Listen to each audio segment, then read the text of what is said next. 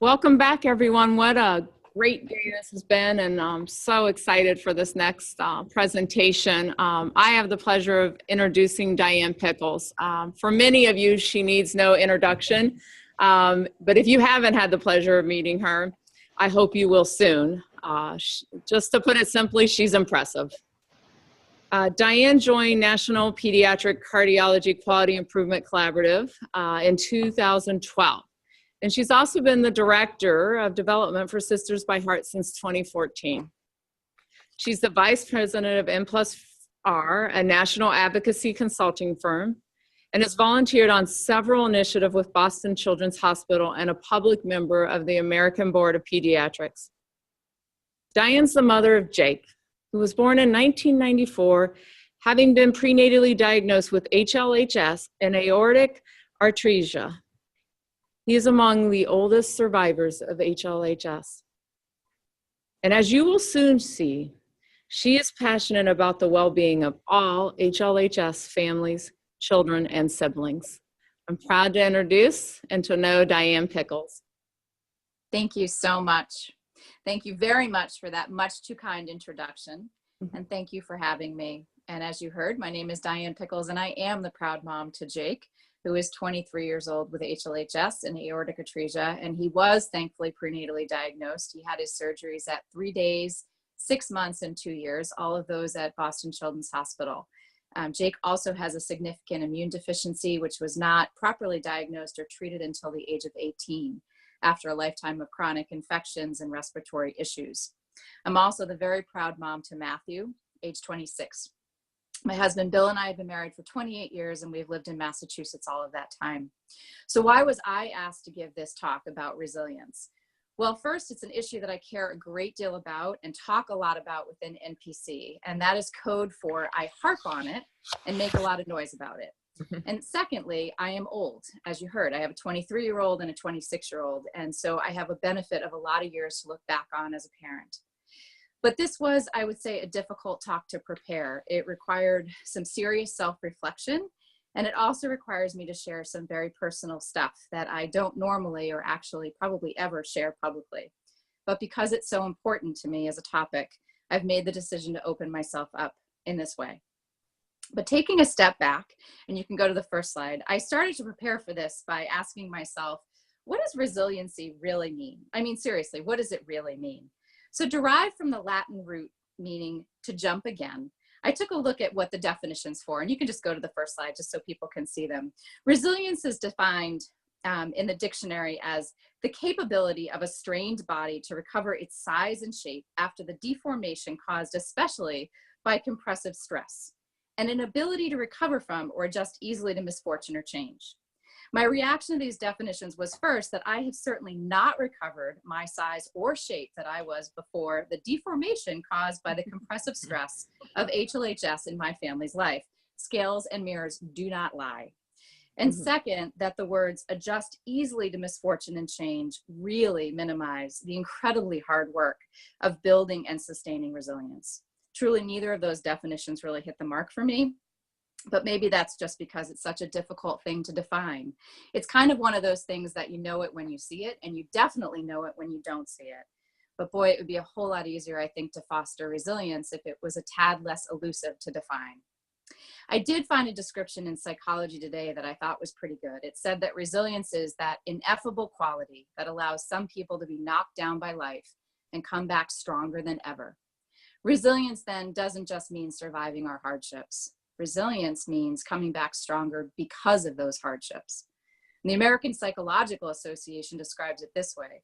Resilience is the process of adapting well in the face of adversity, trauma, tragedy, threats, or significant sources of stress, such as family and relationship problems, serious health problems, or workplace and financial stressors. It means bouncing back from difficult experiences. And let's be honest, that could be a description for living with HLHS. But after looking at all of the descriptions and definitions that I could find, I came back to the Latin root of the word.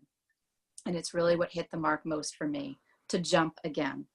I think constant motion, and even more specifically, forward movement, is at the heart of resilience. To move out of the stress and trauma rather than sit in it, And what makes that incredibly hard for families like ours is that we must be able and willing to move out of it knowing that more is coming our way, knowing that we aren't done, probably ever done. And that is not easy, but it's possible. You will note that I said able and willing. I do believe that it's as much about choice as it is about ability. We choose how to respond to the trauma of HLHS, not just once when our child is diagnosed, but again and again and again with each of the big challenges and the small.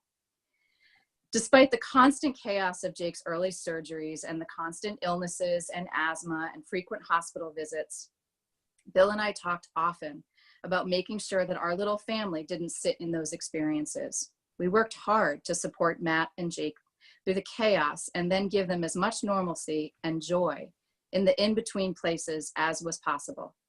We chose to keep jumping, to keep moving forward, when truly it would have been the easier choice to sit in our struggle, to sit in our fear, to sit in our frustration and our anger. Sometimes I allowed myself to sit in that place for a little while and then move on, because you do have to feel your feelings. But my focus, I think, was always first and foremost on being a good mom. And that meant I had to try to create a happy home for our boys. And that meant not sitting in the negative spaces. There's really one amazing thing I learned as I was preparing for this talk, and that is that research actually shows that resilience is an ordinary rather than an extraordinary quality. It's accessible to all of us and to each and every one of our children, but they need our help to develop it and to sustain it. And we must work to foster our own resilience if we're going to be able to successfully foster it in our children. I feel very, very blessed to sit here today and tell you that I have two sons who are incredibly resilient. They struggle, they make mistakes, they fall down, they get discouraged. They are often dealt a pretty unfair hand. Jake in particular has combated mental health impacts as a result of his life challenges, but neither of them ever quits. They always get back up and try again. Neither of them sits in negativity for long. They don't harp on what's not fair or not good in their lives. They focus on the good, they approach life with positive energy, and when faced with challenges, whether from the HLHS or from something else, they move forward. They are the very best of friends, and they support one another through the challenges that come their way. They laugh and they enjoy life. And the odds were stacked against us and them in many, many ways. We got married fairly young by today's standards, and in the first 2 years of our marriage, Bill was laid off 4 times. We were just starting to recover when we got pregnant with Jake and then got his diagnosis. Bill has struggled with significant depression throughout our 28 years of marriage. We experienced a great deal of financial fallout from the accumulation of layoffs and medical debt. There have been times when we literally lived hand to mouth and didn't have 2 dimes to rub together. I have struggled with anxiety issues. Jake's immune deficiency had us in and out of doctor's offices and emergency departments often, sometimes weekly, sometimes more than once a week. We fought to hold down jobs with not so understanding bosses, juggle medical appointments, and get dinners on the table. Stress, significant stress, and not just from HLHS, was one of the only constants in our lives. And while we have tried to insulate the boys from that, it's been impossible to do that all the time. And yet, in spite of it, they are resilient. So how in the world did I get so lucky? I asked my mom and my siblings, as well as each of the boys, for ideas about factors that contributed to Jake and Matt's resilience. And here are some of the things that they said. My brother commented that we had Jake's back and made sure he knew it and supported him in taking risks. And he talked specifically about how we allowed Jake to play sports early on, even though we knew he was likely to not be able to continue forward with that. But rather than holding him back, we encouraged him to try. My older sister said that my husband and I modeled resilience and taught the boys that unplanned changes in our lives, those we don't expect and can't control, are part of the journey, and setbacks to be taken in stride rather than insurmountable obstacles or devastating events. And it's true, we had a lot of those with the layoffs and job changes and canceled vacations and a whole lot of other not so fun stuff. My younger sister said that she felt the way I've turned the pain of our journey into a worthwhile outcome by advocating for others has sent a powerful message. My mother said she believes that faith has played a strong role in supporting and nurturing us as a family and Jake and Matt as individuals. And the beautiful simplicity of the boys' responses was truly powerful. This is what they said helped them be more resilient. The support of extended family, the inclusion of Matthew and Jake's appointments and hospitalizations, and the time we spent together as a family, which has resulted in tremendous closeness. Both boys, in fact, said they believe we are closer than most other families. One thing I do know that we tried very consciously to do was to not allow Jake to define himself as a heart kid, and to not allow our family to be defined by HLHS. We felt so strongly that it wasn't healthy for us, for it to become Jake's identity. While it's part of who he is, we wanted it to only be one of many identities: son, brother, student, sports lover, friend, dog owner, etc. If being a heart kid is our children's sole identity, that, in my opinion, is not a healthy thing, because it limits their self-view and how they view their world. But the difficult juxtaposition is that they need to be aware enough of their heart condition that they take care of themselves appropriately and are set up to make the transition to adult care. So the healthiest space is probably somewhere in the middle. This middle ground is also about acknowledging our pain and our struggles, but not dwelling in them or getting stuck in them, not letting them define our lives. To my way of thinking, this is where resilience lives, the beautiful sweet spot of the middle. Is it possible to achieve that?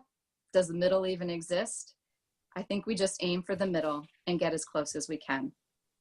Please know that I don't list these things to pat myself on the back, but to describe how some of the simplest things can actually be most impactful.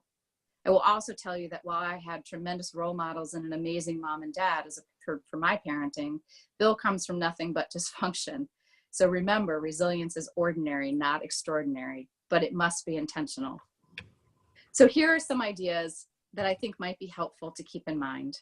And you can go to the next slide if you want to show what my family actually, I didn't tell you to cue the slides, but this is what we all look like now. Here are some ideas that I think might be helpful to keep in mind for all of us.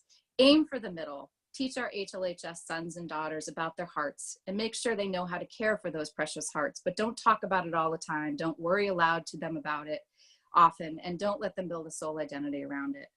Aim for the middle. Don't sit in the pain and sadness. Feel it, acknowledge it, and then choose to move forward and not let it define us. As parents work on our own stuff, learn to jump again, as the Latin root says. Don't perseverate, don't make our worry their worry, and don't sit in the trauma, and definitely seek out help when we are struggling. Check ourselves about what we're putting out in the world and in front of our children, whether on social media or in conversations with others. Are we focusing on the negative and sitting in the bad stuff, or are we choosing joy and resilience? Use humor. It is truly cathartic and healing. It is medicine. Our family laughs often and deeply and often inappropriately. Nurture sibling bonds and family bonds. Those relationships are so essential for resilience. And that was truly what my boys emphasized as being most important. As healthcare providers, help us parents attend to resilience in ourselves and in our children. Resilience in our HLHS children, as well as in our heart healthy children, and in us as parents, can and should be intentionally fostered through mental health supports and services.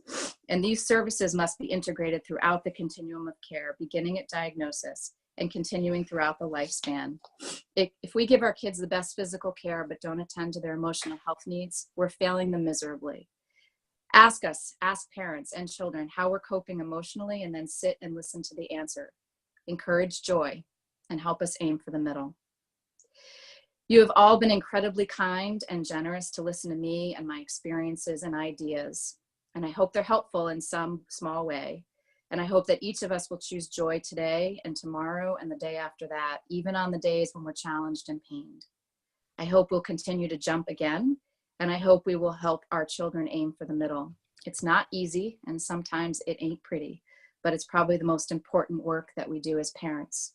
So with that, we'd like to hear from some of you and ask, what is one thing that you will do to jump again, keep jumping, and aim for the middle? And I think we want to take some time, silent time, and ask folks to write in their thoughts and ideas.